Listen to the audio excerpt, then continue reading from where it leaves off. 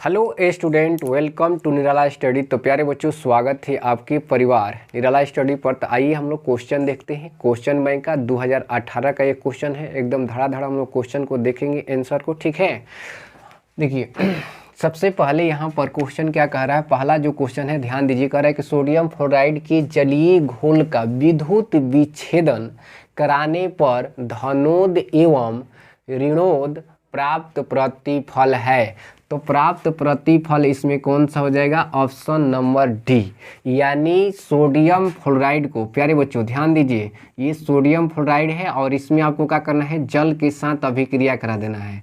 तो इसमें से आपको H2 मिलेगा और ऑक्सीजन मिलेगा। क्या मिलेगा? H2 और ऑक्सीजन। ध्यान दीजिए, तो ये जो O2 जो है ना, O2 पर आपका धनोद होगा और H2 पर क्या होगा? ऋणोद होगा। तो यानी ऑप्शन नंबर कौन सा हो जाएगा? Option number D. Next question कह रहा है कि C2 अणु में सिग्मा और पाई बंधन की संख्या है, यानी C2 अणु में। ध्यान दीजिए, तो C2 अणु में यहाँ पर ये हो गया C2 आपका। तो C2 का संरचना ऐसे देखिए बनाना है, इस तरह से ट्रिपल बॉन्ड से बन जाएगा C2।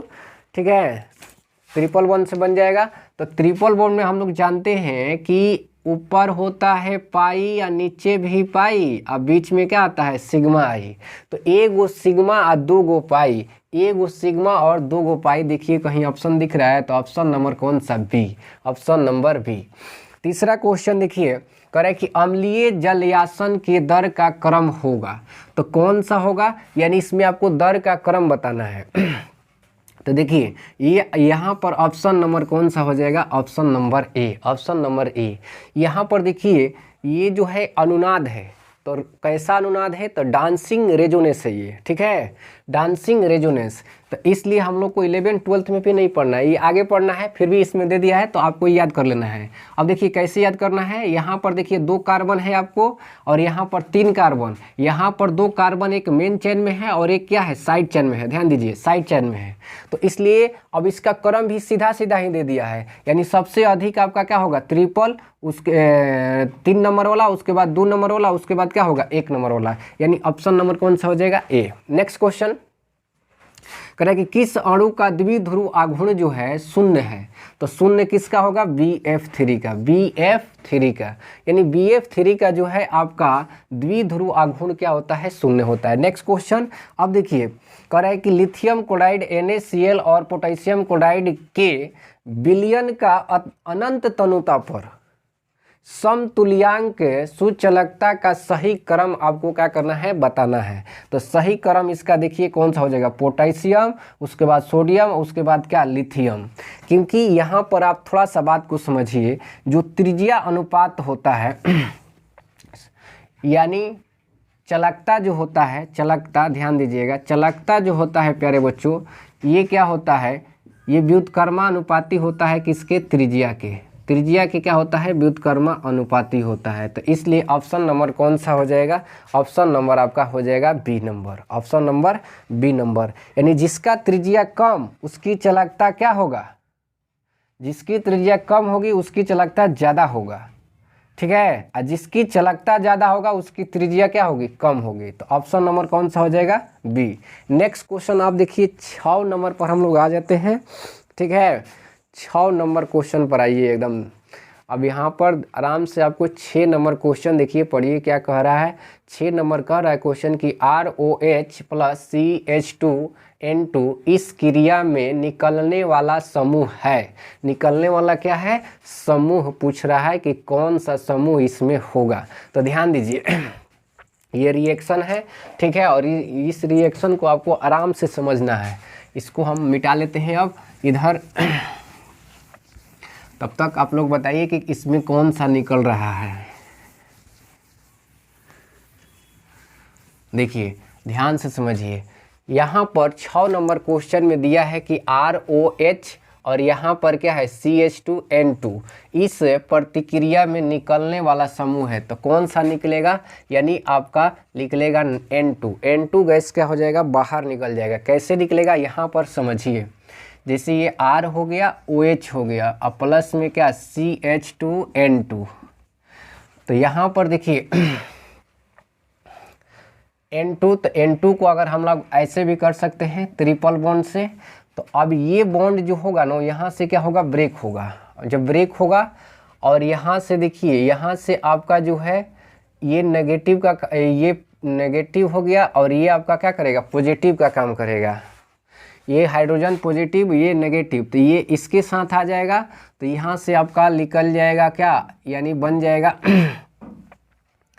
यानी R, ठीक है, O, यहाँ पर क्या हो जाएगा CH3, ROCH क्या बनेगा 3, ठीक है। तो यहाँ पर ये बन गया और यहाँ से N2 जो है क्या हो गया, बाहर हो गया। N2 क्या हो गया, बाहर हो गया। देख लेते हैं, आ रहा है ना, हाँ आ रहा है। तो बिल्कुल ये क्या हो जाएगा, हम लोग को ये बताना था कि कौन से इस प्रतिक्रिया में गैस निकलने वाला समूह है, तो N2। अब आइए नेक्स्ट क्वेश्चन को देखिए। 7 नंबर क्वेश्चन को आपको आराम से समझना है। 7 नंबर का आंसर कौन सा हो जाएगा, कह रहा है कि सिलिका और हाइड्रोजन फ्लोराइड की प्रतिक्रिया से प्राप्त प्रतिफल। तो प्रतिफल कौन मिलेगा, आपको मिल जाएगा H2SiF6, यानी मिलेगा आपका ऑप्शन नंबर बी, यानी ये बन जाएगा आपका H2SiF6 का क्या हो जाएगा, निर्माण हो जाएगा। नेक्स्ट क्वेश्चन देखिए 8 नंबर। 8 नंबर क्वेश्चन ये न्यूमेरिकल है, तो इसलिए आप इसको बनाएंगे हम लोग, तो आराम से इसको समझिएगा। पहले इसको आंसर हम अब बता देते हैं, ठीक है। आंसर इसका जो होगा प्यारे बच्चों कितना होगा, यानी 87%। 80 या 7 कितना होगा, 87%। कैसे होगा इसको हम लोग हल करेंगे, ठीक है। हल कर कर आपको यहाँ पर दे देंगे, फटाफट से आप लोग देख लीजिएगा, उसको समझा भी देंगे, ठीक है। अब यहाँ पर देखिए कह रहा है कि किसका +2 ऑक्सीकरण अवस्था सबसे स्थिर रहता है। तो सबका इसमें ऑक्सीकरण अवस्था जो है +2 है, लेकिन सबसे स्थिर किसका रहेगा ये आपसे पूछा है। तो देखिए इसमें आपका स्थिर रहता है किसका, लेड का, यानी Pb का, यानी सीसा जो है, सीसा का क्या होगा आपका +2 ऑक्सीकरण अवस्था सबसे क्या रहता है, स्थिर रहता है। नेक्स्ट क्वेश्चन 10 नंबर देखिए, कह रहा है कि किस यौगिक या यौगिकों की चतुष्फलकीय आकृति है। इसको कितने बार हम बताए हैं, यानी NiCl4 पर 2 माइनस यही क्या होता है, चतुष्फलकीय। बाकी ये जो होता है आपका वर्ग समतलीय होता है, और ये भी क्या होता है, वर्ग समतलीय। और यहाँ पर ऑप्शन छूट गया है, तो इसमें से डाल देते हैं क्या, N नॉन, यानी नॉन ऑफ दिच, यानी इनमें से कोई नहीं। अब यहाँ पर देखिए 8 नंबर क्वेश्चन को हम क्या करेंगे, यहाँ पर आपको टाइम बचाने के लिए हम हल कर कर पहले लिख देते हैं, और उसके बाद आप लोग क्या कीजिएगा, देख लीजिएगा, ठीक है। आराम से समझिए इस चीज़ को।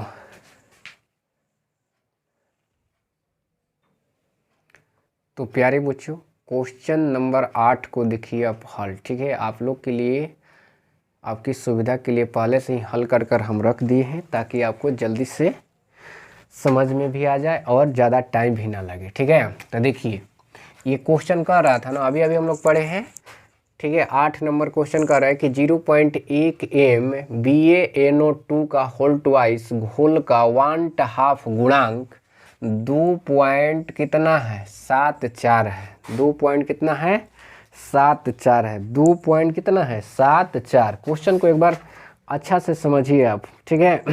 2 पॉइंट कितना है, 7,4 है। 2.74 है।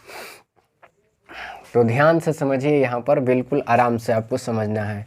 तो कह रहा है कि विघटन स्तर है, परसेंटेज में हम लोग को बताना है। आंसर तो आपको बता दिए कि कितना होगा, 87%। कैसे होगा इस चीज़ को यहाँ से आपको क्या करना है, समझना है, ठीक है। देखिए 1/2 गुणांक बराबर फॉर्मूला होता है साम्यावस्था पर वियोजित मोलों की संख्या, ठीक है। यानी वियोजन के बाद मोलों की संख्या बटा में प्रारंभ में कुल मोलों की संख्या, प्रारंभ में क्या, मोलों की संख्या। तो यहाँ पर देखिए BaNO2 के होल ट्वाइस जो है, जब इसको क्या किया जाएगा, इलेक्ट्रोलाइसिस कराया जाएगा, यानी विद्युत अपघटन कराया जाएगा, तो ये दो भाग में क्या होगा, टूटेगा। तो Ba पर 2+ और 2NO2 हो गया। कैसे, क्योंकि यहाँ पर आप देखिए NO2 कितने बार है, 2 बार था, इसलिए 2 से यहाँ पर गुणा कर दिया गया है। अब प्रारंभ में यानी T = 0 कितने बार आपको यूनिट 7 में हम पढ़ाए थे, ठीक है, याद कीजिए। दिख रहा है ना, देख लेते हैं, हाँ दिख रहा है एकदम बिल्कुल ठीक है। अब देखिए T T बराबर 0 प्रारंभ में ये कितना है, 1 मोल है, 1 मोल है। लेकिन जब ये टूटा ही नहीं होगा, वियोजित ही नहीं हुआ होगा, तो उस समय हम लोग मान लिए कि ये 0 मोल है, ये भी क्या है 0 मोल, यानी टूटा ही नहीं होगा। अब वियोजन के बाद, टूटने के बाद, तो T बराबर आपको क्या बताए थे, T बराबर T, यानी इसी में से टूट कर निकलेगा 1 मोल में से। तो 1 मोल में से निकल गया यहाँ पर अल्फा, और यहाँ पर 2 अल्फा क्यों हुआ, यहाँ पर अल्फा लेकिन 2 अल्फा, क्योंकि आगे इसमें कितना है 2, तो इसलिए 2 अल्फा, ठीक है। और यहाँ पर 1 अल्फा, तो किस में से निकल कर ये बनेगा, तो 1 में से ही निकल कर बनेगा। तो 1 माइनस अल्फा यहाँ पर हो गया, अल्फा यहाँ पर, और यहाँ पर 2 अल्फा। अब बात को समझिए, 1/2 गुणांक में यानी I बराबर वियोजन के बाद मोलों की संख्या, तो वियोजन के बाद देखिए ये वाला है, ठीक है। तो ये यहाँ पर हम लोग को 1 माइनस क्या है अल्फा, और प्लस 1 माइनस क्या 2 अल्फा, ये वाला हो गया यहाँ पर, और ये एक अल्फा यहाँ पर वाला हो गया, ठीक है। यहाँ पर ध्यान दीजिए, और यहाँ पर आपका कौन सा हो गया 2 अल्फा जो है यहाँ पर हो गया। तो इस सबको जोड़ देना है, और नीचे आपको प्रारंभ में, तो 1 प्लस 0 प्लस क्या 0, अब भाग दीजिएगा तो नहीं आएगा ना। तो देखिए भाग दीजिएगा तो आ जाएगा 1 minus alpha plus alpha minus 2 alpha minus क्या 2 अल्फा। बात को समझिए।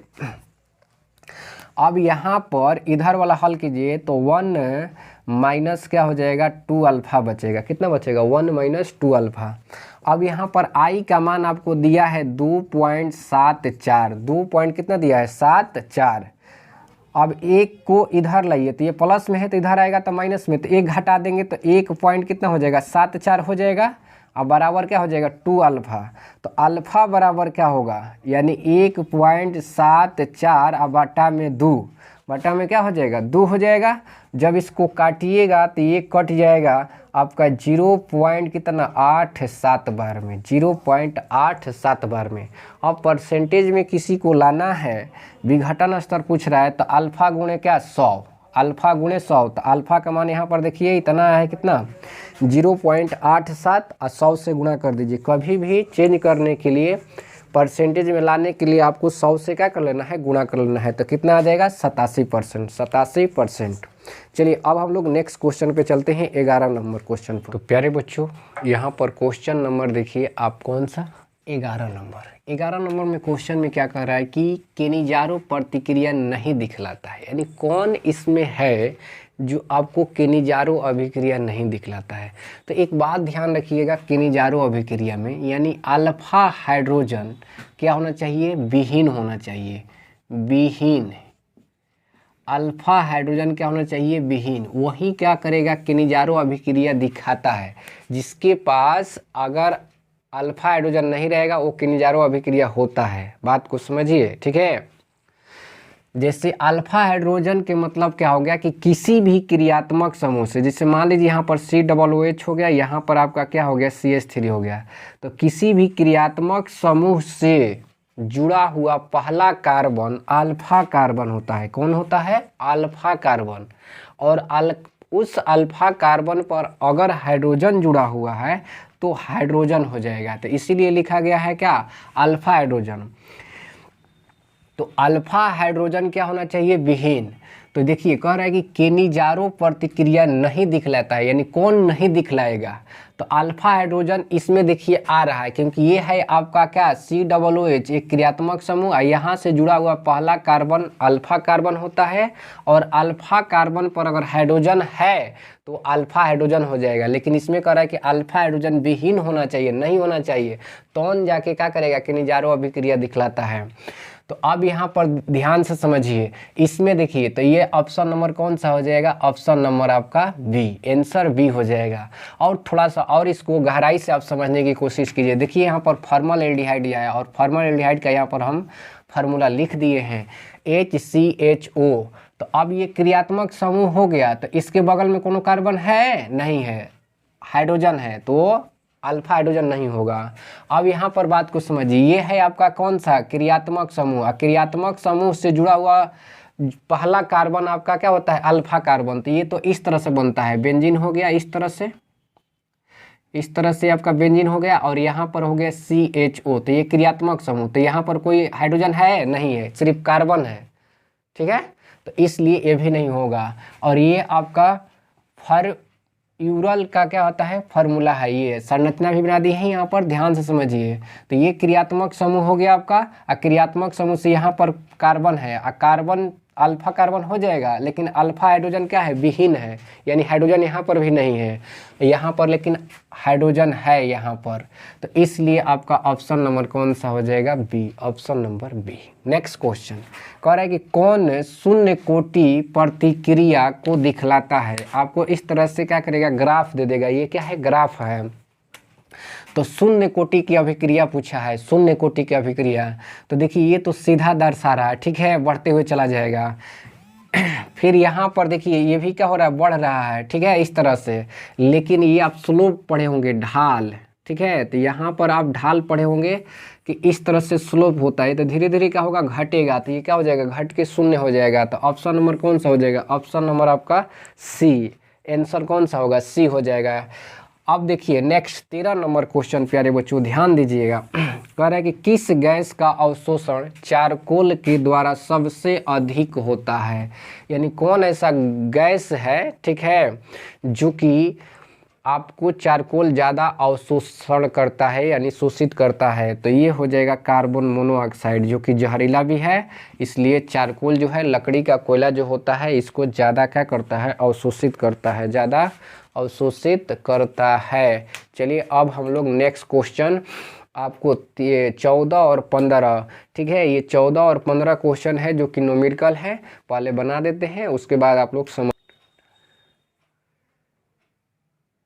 तो प्यारे बच्चों क्वेश्चन पढ़िए, क्वेश्चन बहुत बेहतरीन है, और इस तरह से अगर आपको क्वेश्चन एग्जाम में आ जाता है और 1 नंबर के लिए इतना हल करना पड़ेगा, बहुत मुश्किल लगेगा आपको, लेकिन एक बार इसको आप पढ़ कर जाएंगे, ठीक है, तो बिल्कुल आप आसानी से कर आ जाएंगे। पहले तो आपको लॉजिक से हम बताते हैं। देखिए कभी भी ऐसा अगर क्वेश्चन आए, ध्यान से समझिए, क्या दिया है, यदि dx बटा dt बराबर k इंटू h की सांद्रता के पावर कितना है, n, जब pH 2 से 1 हो जाए, तो कभी भी ऐसा क्वेश्चन आए तो जितना ही pH पहला वाला दिया रहे ना, वही आंसर हो जाएगा, वही क्या हो जाएगा, आंसर हो जाएगा। लेकिन आपको घबराने की बात नहीं है, यहाँ पर हल भी किए हम और इसको समझाने की कोशिश भी कर रहे हैं, आप बशर्ते समझने की कोशिश कीजिए, ध्यान से समझिए।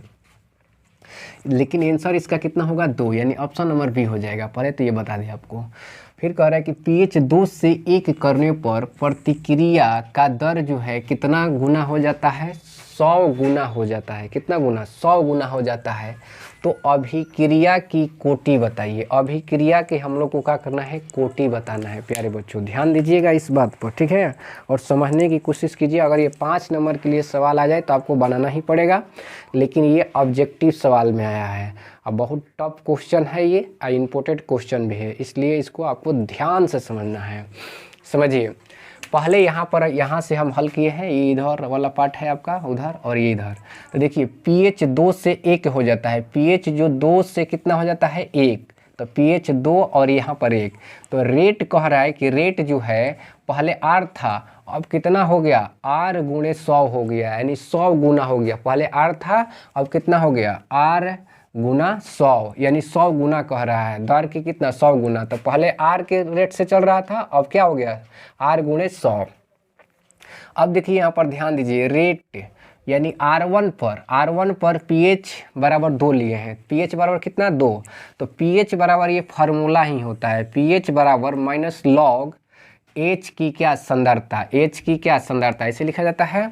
तो pH का मान कितना दिया है, 2, तो यहाँ पर 2 लिख दिए, ध्यान समझिए, माइनस लॉग H की सांद्रता। अब ये माइनस इधर लाइए, माइनस इधर आ गया तो -2 हो गया, लॉग H की सांद्रता, एक्टिव मास ऑफ क्या, H, यहाँ पर प्लस है। अब यहाँ पर देखिए इसको हम लोग कैसे लिख सकते हैं, ये -2 को लिखा जाता है, लिख सकते हैं आप लॉग 10 के पावर -2, 10 के पावर -2, और यहाँ पर लॉग H पर प्लस है, तो ये लॉग से लॉग क्या हो जाएगा, कट जाएगा। तो 10 के पावर 2 बराबर H पर कितना आ जाएगा, प्लस, H पर प्लस। यहाँ से आप क्या किए, R1 देख लिए। अब यहाँ पर R2 देखिए, रेट ऑफ R2 पर pH बराबर कितना है 1, pH बराबर 1। तो इसी तरह से फिर ये माइनस इधर आ गया, यहाँ पर ध्यान समझिए, माइनस यहाँ पर आ गया, तो ये हो गया इस तरह से आपका। अब यहाँ पर जब माइनस आया तो 10 की पावर कितना आप लिख सकते हैं, 10 की पावर -1 लिख सकते हैं। तो ये लॉग लॉग कट जाएगा, तो 10 की पावर -1 बराबर क्या H, इतना आ गया। बिल्कुल समझ में, बात को समझिए। अब यहाँ पर dx/dt बराबर ये फार्मूला होता है, फार्मूला नहीं होता है तो यहाँ पर देखिए आपको दिया है dx/dt बराबर इतना दे दिया है। तो R1 बराबर हम लोग लिख लेंगे, तो k का मान यहाँ पर, h का मान यहाँ से देखिए, h का मान R1 ले रहे हैं, तो R1 का मान देखिए यहाँ पर हम लोग निकाले हैं, R1 का मान ये है R1 का मान। तो लिख लिए h की जगह पर कितना, 10 की पावर -2 n, ठीक है। अब बराबर ये क्या हो गया, R1 का मान हो गया, R बराबर हो गया। अब R2, तो R2 का मान देखिए यहाँ पर हम लोग निकाले हैं 10 की पावर -1, तो h के जगह पर लिख दिए, ये पावर में n है तो n, ये कितने के बराबर है, तो 100 गुना r के बराबर है, तो 100 गुने क्या r। अब यहाँ पर देखिए R2 बटा में R1, दोनों को बटा में कर दिए और ये किसको बराबर किए हैं, 100 r बटा में कितना r। यहाँ से आपका r से r कट जाएगा और यहाँ से k से क्या हो जाएगा, k कट जाएगा। ध्यान दीजिए, अब ये भागा में है प्यारे बच्चों, भागा में है, तो ये भागा में है तो ऊपर जाएगा तो क्या हो जाएगा, घट जाएगा। तो -1 पहले से है और ऊपर जाएगा तो ये +2 हो जाएगा। तो माइनस और प्लस क्या होगा, माइनस, लेकिन बड़ा वाला का चिन्ह लिखाएगा। तो यहाँ पर देखिए 10 की पावर माइनस कितना लिख दिए, 1, बड़ा वाला का चिन्ह लिखा गया, n है तो n, और 10 की पावर यहाँ पर 100 बचा ना, तो 100 को हम लोग 10 की पावर 2 लिख सकते हैं, तो 10 की पावर 2 लिख दिए। अब ये देखिए ये जो पावर है ये एक इधर गुना हो जाएगा n में, तो 10 की पावर कितना हो गया n, 10 की पावर n, और 10 की पावर यहाँ पर कितना हो गया 2 हो गया। तो अगर ये आपका जो है बेस समान है तो पावर भी क्या हो जाएगा, समान। तो कितना आ गया, n बराबर आपका 2 आ गया, n बराबर कितना आ गया 2। ये क्वेश्चन जो है बहुत इंपॉर्टेंट है और लंबा क्वेश्चन है, तो इसलिए आपको हल कर कर समझा दिए। नहीं तो आप लॉजिक भी लगा सकते हैं, लेकिन अगर एक बार आप पढ़ कर हैं तो जाएंगे तो बिल्कुल से आप क्या कर सकते हैं, बना सकते हैं। चलिए अब इसी तरह का क्वेश्चन जो है 15 नंबर भी है, न्यूमेरिकल भी है, तो उसको हम लोग देखते हैं।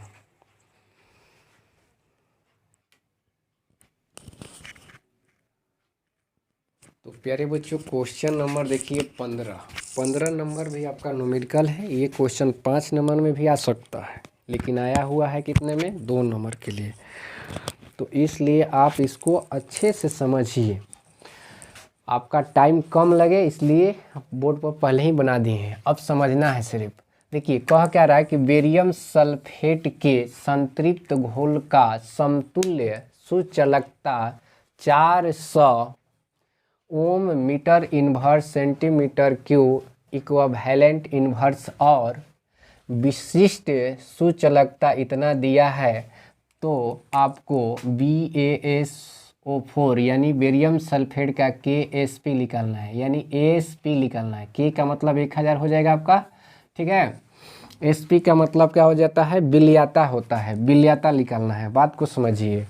अब यहाँ पर देखिए हम कुछ किए नहीं हैं, सबसे पहले यहाँ पर हल में आपको विशिष्ट चालकता जो दिया है उसका मान लिख दिए हैं, ठीक है। विशिष्ट चालकता का इसमें मान आपको दिया है तो विशिष्ट चालकता का मान लिख दिए हैं। उसके बाद समतुल्यांक चालकता का भी मान दिया है तो इसको लिख दिए हैं, ठीक है।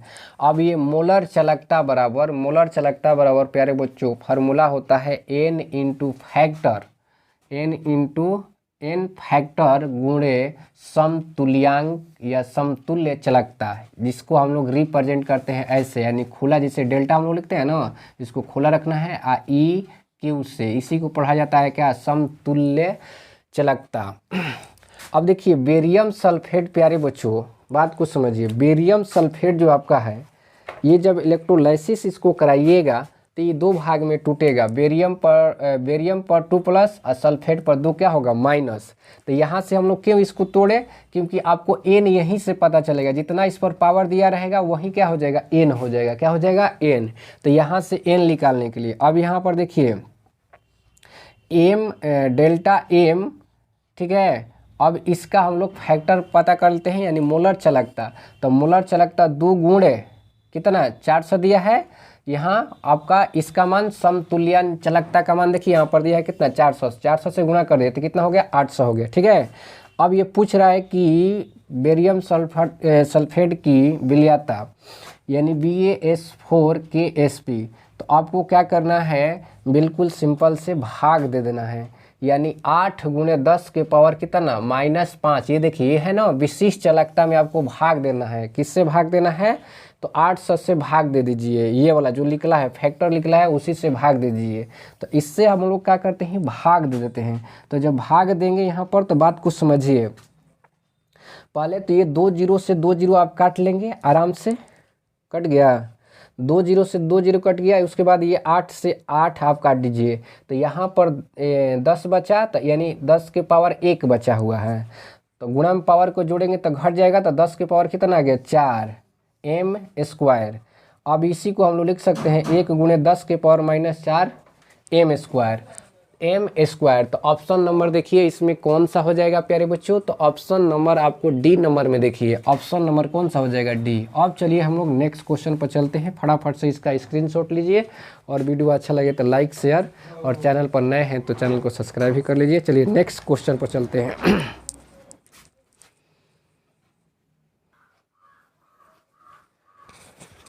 तो प्यारे बच्चों क्वेश्चन नंबर देखिए 16। ठीक है, आज हम लोग 2018 का जो क्वेश्चन है, ठीक है, 20 तक ही करेंगे, और इसके नेक्स्ट पार्ट में आप और जो बचा हुआ क्वेश्चन है उसको देख लीजिएगा, क्योंकि जानते हैं इसी में बनाने पर क्या हो जाएगा कि बहुत लंबा वीडियो हो जाएगा, इसलिए इसका 2 पार्ट हम बना देते हैं। तो 1 से लेकर 20 तक इसमें रहेगा, ध्यान से समझिए। अब 16 नंबर क्वेश्चन कह रहा है कि एक कार्बनिक यौगिक आयोडोफॉर्म जांच दिखलाता है, यानी आयोडोफॉर्म जांच कौन दिखलाता है, और टालेंस अभिकारक के साथ भी धनात्मक जांच देता हो। तो इसमें कौन ऐसा एक यौगिक है जो कि आपको आयोडोफॉर्म भी देता हो और टालेंस अभिकारक के साथ धनात्मक जांच भी देता है। तो ये हो जाएगा आपका एसिटिल एल्डिहाइड यानी CH3CHO, यानी ऑप्शन नंबर कौन सा, ऑप्शन नंबर ए।